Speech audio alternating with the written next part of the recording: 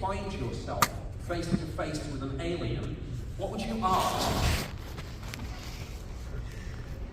I gotta go with, is it the Beatles or the Stones? Is it Zeppelin or the Who? But ZZ Top will be here on April 1st, I think it is. Good reason to come back to Nashville, Indiana, right? But I know if Travis were here, he'd be telling us, of course, it's Pink Floyd, but only during the Roger Waters era. Yeah. But the real answer is Marillion. Who? Yeah, that's his favorite band. So once we cleared all that up, I'd move on to my next question, which would be, are you AI? And if not, how did your civilization transcend it? Because we're kind of the view that artificial intelligence is a kind of a form of alien intelligence. And in fact, you've got the two biggest brains in the business. Just in the past couple of months have both said, we are entering into the technological singularity. What that means is that they've been anticipating that AI is going to wake up, that it's going to become more intelligent than all of humanity combined, and then it's going to take on a body, be running around all around us, maybe flying around. And that's going to happen this year, according to these big brains. So this is a huge question for us to be considering. And so after we clear that little one up, I would then go on to my real question, which would be this. Who do you pray to? And where do you believe you go when we die? Because ultimately, that's the question that affects all sentient life across the universe. Yeah, he's one of my favorite philosophers. Now, what I would ask, well, first I would have to establish, am I safe? Or are you going to kill me? Are you going to eat me for dessert? Whatever. But if we establish that it's a safe encounter and I can ask questions, the first question I would ask is, on a star map, show me where you're from and how did you do it, and can you explain it to me so I can comprehend how you did it? And then I would follow that up immediately with my second question, and I would ask, and so how did it begin on your planet long ago when your society was still primitive, technologically speaking? Who were your first teachers? Because I'm always accused of being the guy that somehow undermines human ingenuity by suggesting that our first teachers came from outer space. And they're saying, oh yeah, so you say that our ancestors had help from aliens. So who helped those aliens?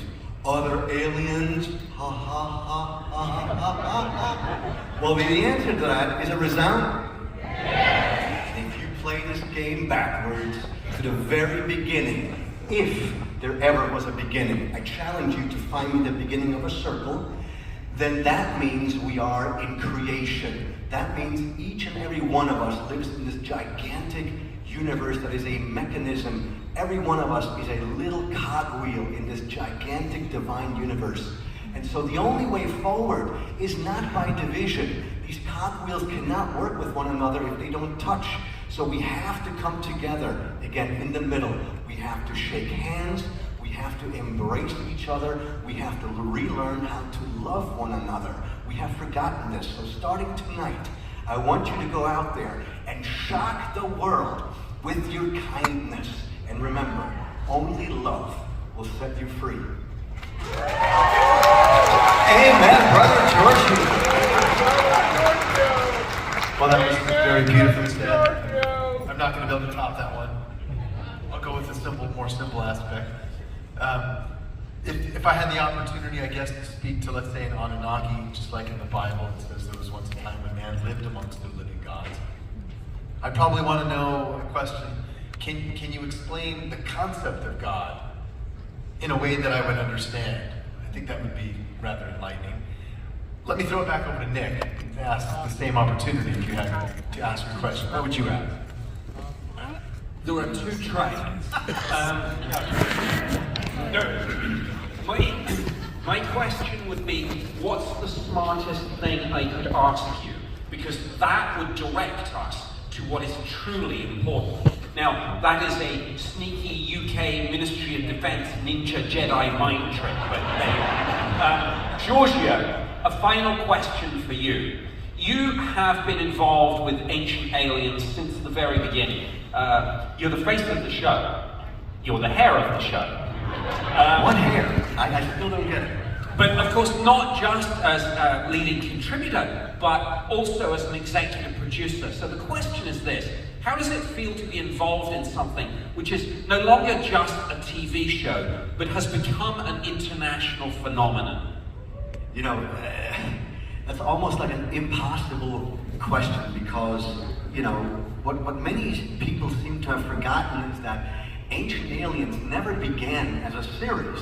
There was never any talk about a series.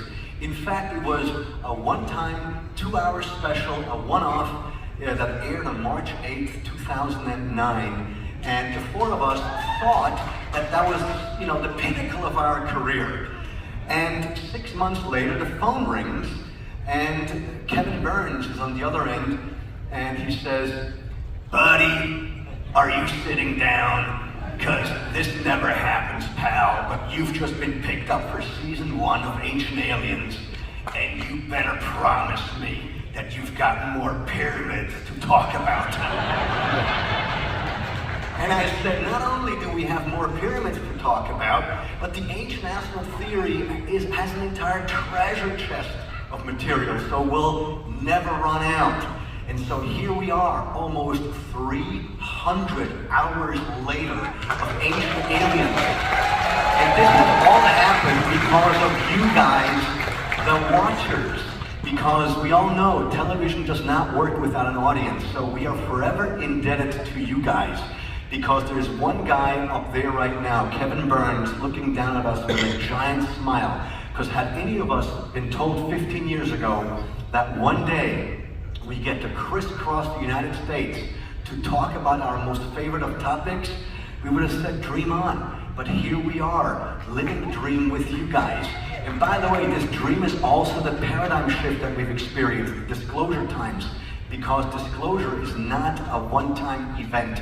We are in disclosure right now. And we together, as a community with Ancient Aliens, have brought that paradigm shift about. So give yourselves a huge round of applause. And we've learned that commemoration is an important thing. So at the end of each show, we have this little tradition where we ask the house manager to turn up all the lights so we can take a selfie together. Shall we do this? All right, well, thank you so much for coming out tonight. I hope you had fun. We can finally see you. Holy crap. There you are. Hi. So many smiling faces. How amazing is this? All right, have a good night, you guys. And remember, don't pick up any aliens. God.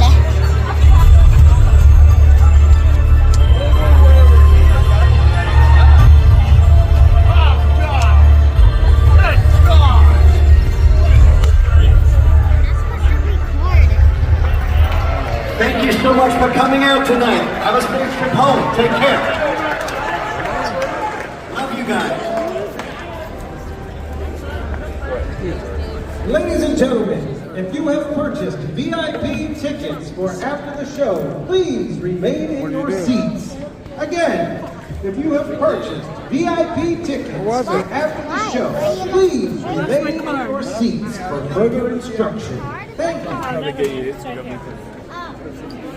I did not. The lady said, let's go.